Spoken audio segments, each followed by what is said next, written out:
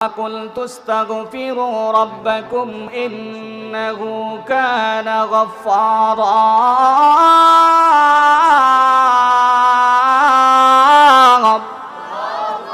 يرسل السماء عليكم مدرارا ويمددكم بأموال وبنين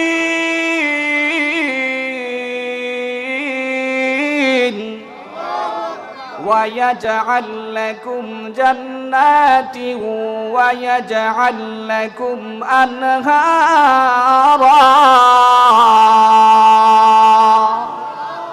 আল্লাহ বলেন নূহ আলাইহিস সালাতু ওয়াস সালাম তার জাতিকে বলেছেন, হে আমার জাতি, হে আমার সম্প্রদায়, তুস্তাগফিরু রাব্বাকুম, তোমরা তোমাদের রবের নিকট ইস্তেগফার করো, তওবা করো। তওবার বিনিময়ে আল্লাহ রাব্বুল আলামিন তোমাদের গুনাহকে মোচন করবেন। আল্লাহ রাব্বুল আলামিন আসমান থেকে মুষলধারে বৃষ্টি বর্ষণ করবেন। শুধু তাই নয়, তওবার বিনিময়ে, ইস্তেগফারের বিনিময়ে আল্লাহ রাব্বুল আলামিন মাল সম্পদের মাধ্যমে সাহায্য করবেন, সহযোগিতা করবেন। যেমন তেমন আওলাদ নয়, নেককার আওলাদের মাধ্যমে আল্লাহ রাব্বুল আলামিন তোমাদেরকে শক্তিশালী বানায়া দিবেন। সুবহানাল্লাহ। শুধু তাই নয়, ফসলের বাগান, সবুজ উদ্যান আল্লাহ তৈরি করে দিবেন। আল্লাহ রাব্বুল আলামিন কুদরতি মাধ্যমে নহর, ঝরনা পর্যন্ত আল্লাহ তৈরি করে দিবেন। সুবহানাল্লাহ। ইস্তেগফারের পাওয়ার আছে না নেই? মুসলমানদের গায়ে বহু যুদ্ধে রক্ত লাগতে পারে, মুসলমানদের গায়ে বদর যুদ্ধে রক্ত লাগতে পারে, মুসলমানদের গায়ে খাইবর যুদ্ধে রক্ত লাগতে পারে। প্রয়োজনে ইমানদার মুসলমান আল্লাহর দ্বীনের জন্য, কোরআনের জন্য, ইসলামকে হেফাজত করার জন্য আবারও জিহাদের ময়দানে ঝাঁপিয়ে পড়বে, নিজেদের তাজা রক্ত ঢেলে দেওয়ার জন্য প্রস্তুত থাকবে। কারা কারা রাজি? দুহাত আল্লাহকে দেখায়া দাও।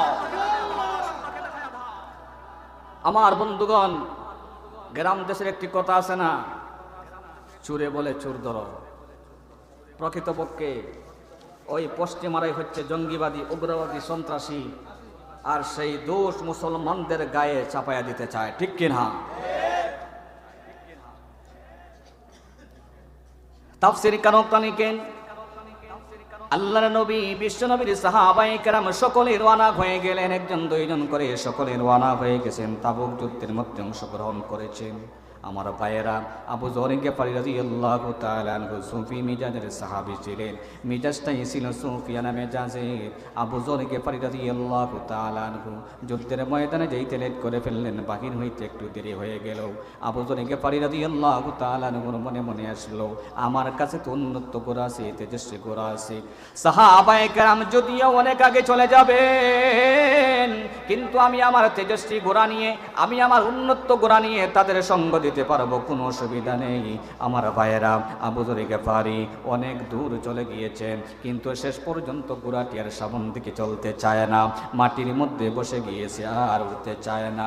আবু যর গিফারী মনে মনে চিন্তা করেন, আমি যা ধারণা করেছিলাম আমি আমার উন্নত ঘোড়া নিয়ে, তেজস্বী ঘোড়া নিয়ে তাদের সঙ্গ দিতে পারবো, কিন্তু না রে না, পারলাম না।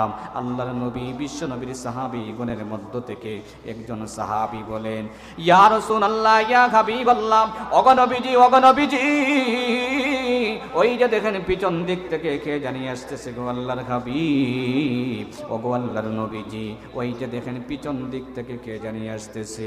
আল্লাহর নবীর সাহাবী আবু যর গিফারী শেষ পর্যন্ত ঘোড়াটি ছেড়ে দিয়া, যুদ্ধের সমস্ত সামান নিজের মাথার উপর উঠাইয়া, নিজের কাঁধের উপর উঠাইয়া রওনা হয়ে গেলেন। ঘোড়া সামান নিয়ে যাইতে পারে না।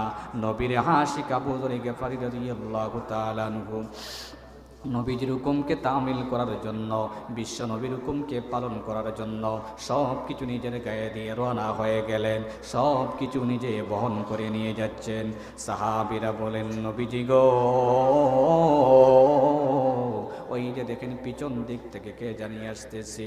আল্লাহর পয়গাম্বর বিশ্ব নবীজি বলেন, যদি আসতেই হয় আর আসে, তাহলে আমার আবু যর ছাড়া আর কেউ হইতে পারে না। सारी दुनिया व मुखालिफ पिहिरे न कुछ नुकसान है वो नहीं कुछ डर नहीं जब रहमत रहमान है डरता नहीं दुनिया में मुसलमान किसी से जब मिल गई है दौलत ईमान नबी से जब मिल गई है दौलत ईमान नबी से अल्लाह আকবার। আমার বন্ধুগণ, আল্লাহর নবী বিশ্ব নবীর সাহাবী আশেক সাহাবী আবু যর গিফারী রাদিয়াল্লাহু তাআলা আনহুর তামান্নার আকাঙ্ক্ষা হলো না জিহাদের ময়দানে যেতেই হবে, সারা বিশ্বের মানচিত্রে ইসলামের পতাকা উড্ডীন করতেই হবে। বুড়াটি অচল হয়ে পড়েছে, বালুকার মধ্যে পড়ে গেছে, সামন দিকে চলতে চায় না, মাটির মধ্যে বসে গিয়েছে, উঠতে চায় না। না উঠলে কি হবে? জিহাদের ময়দান থেকে ফিরতে পারে না। ইমানদার মুসলমান কখনো বেঈমানের সামনে মাথা নত করতে পারে না, ঠিক না বেঠি? শেষ পর্যন্ত নবীর আশেক সাহাবী আবু যর গিফারী রাদিয়াল্লাহু তাআলা আনহু যুদ্ধের সমস্ত সামান নিজের মাথার উপর উঠাইয়া গোরাকে ছেড়ে দিয়ে জিহাদের সমস্ত সামান নিজের কাঁধের উপর উঠাইয়া রওনা হয়ে গেলেন। লাঠির উপর ভর দিয়ে ডেঙ্গাইয়া সামন দিকে অগ্রগামী হচ্ছেন। নবীর একজন সাহাবী বলেন, ইয়া রাসূলুল্লাহ, ইয়া হাবিবাল্লাহ, ওই যে দেখেন পিছন দিক থেকে কে জানি আসতেছে, দেখা যায় মনে হচ্ছে। আল্লাহর পয়গম্বর বিশ্বনবীজি বলেন, যদি আসতেই হয় আর আসে তাহলে আমার আবু যর গিফারী ছাড়া আর কেউ হইতে পারে না। নবীজি একটু নজরে তাকায়া দেখেন সত্যি সত্যি ওনার আবু যর গিফারী আসতেছে। সুবহানাল্লাহ বাসায় গিয়ে বলবেন। ওদেরকে বলা হয় সাহাবায়ে কেরাম, ওদেরকে বলা হয় আশিকে রাসূল। আমরা তো জিলাবির আশেক, যেখানে জিলাবি সেখানে আমরা। আপনারা বললেই ঠিক, না বললেই ঠিক। তাফসীর কারকরা লিখেন, এমন ভাবে 10 জন সাহাবায়ে কেরাম যুদ্ধের ময়দানে যান নাই। এই 10 জন আবার দুভাগে বিভক্ত। 7 জন লোক নিজেদেরকে মসজিদে নববীর সঙ্গে বেঁধে রেখেছেন, কুটির সঙ্গে বেঁধে রেখেছেন। আল্লাহর হাবিব বিশ্ব নবীজি মদিনাতুল মুনাওয়ারায় প্রবেশ করার পর দেখতে পেলেন 7 জন লোক নিজেদেরকে মসজিদে নববীর সঙ্গে বেঁধে রেখেছে, কুটির সঙ্গে বেঁধে রেখেছে। আল্লাহর হাবিব বিশ্ব নবীজি সাহাবায়ে কেরামদেরকে বলেন, ওরে সাহাবীরা আমার, ওদের আবার কি হয়ে গেল? পাশে যে সাহাবায়ে কেরাম ছিলেন ওরা বলতে লাগলেন, ইয়া রাসূলুল্লাহ, ইয়া হাবিবাল্লাহ, ওগো নবীজি, ওই যে তারা তাবুক যুদ্ধের মধ্যে আজ যাবে কাল যাবে বলে যেতে পারে নাই। ইয়া রাসূলুল্লাহ, ইয়া হাবিবাল্লাহ, ওগো নবীজি, ওগো নবীজি,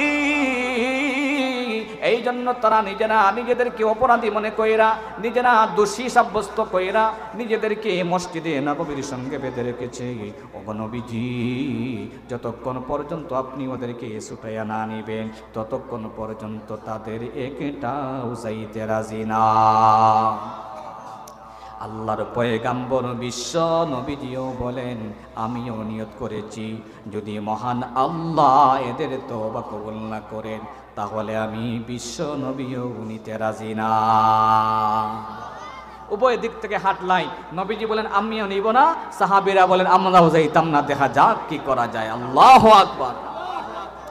আল্লাহর নবী বিশ্ব নবীর সাহাবীগণ তওবা করেছেন, প্রকাশ্যে গুনাহ করেছেন, যুদ্ধের ময়দানে যান নাই। সাহাবায়ে কেরামের নিয়ত ছিল যুদ্ধে যাওয়ার জন্য, কিন্তু আজ যাবে কাল যাবে বলে যাইতে পারে নাই। এই জন্য প্রকাশ্যে তওবা করেছেন, নিজেদেরকে মসজিদে নববীর সঙ্গে বেঁধে রেখেছেন, কুটির সঙ্গে বেঁধে রেখেছেন। আল্লাহ রাব্বুল আলামিন 7 জনের তওবা কবুল করে নিয়েছেন। 7 জনের তওবা কবুল করে আল্লাহ জানায়া দেন, নবীজি গো, এমন কিছু লোক যারা তওবা করেছে, ওগো নবীজি, এদের নেক আমল ছিল গো, নেক আমলের সঙ্গে সঙ্গে 2-1টি গুনাহ এড হয়ে গেছে।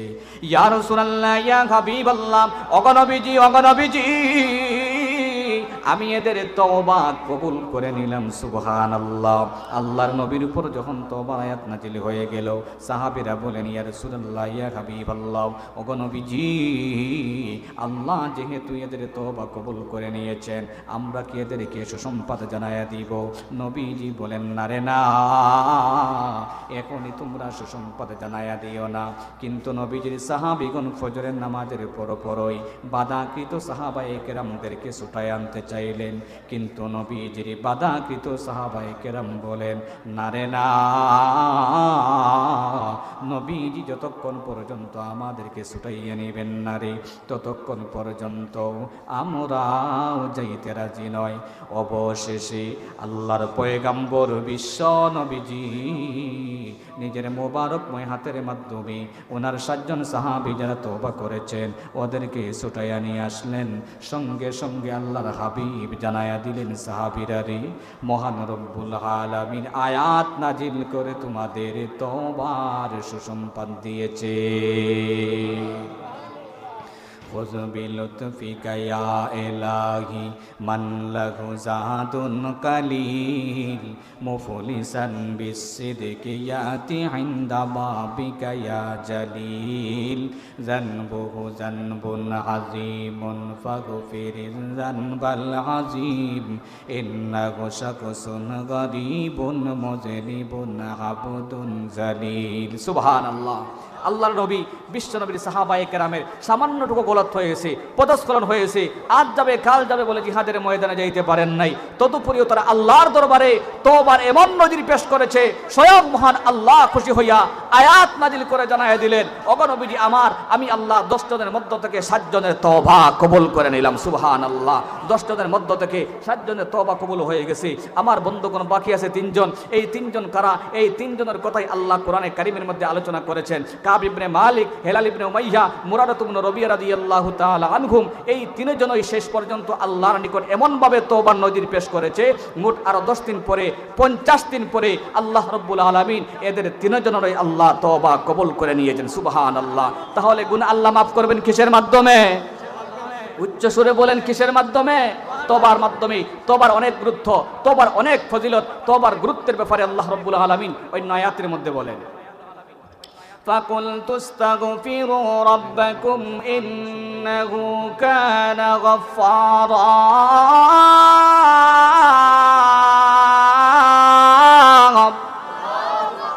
يُرْسِلِ السَّمَاءَ عَلَيْكُمْ مِدْرَارًا وَيُمْدِدْكُمْ بِأَمْوَالٍ وَبَنِينَ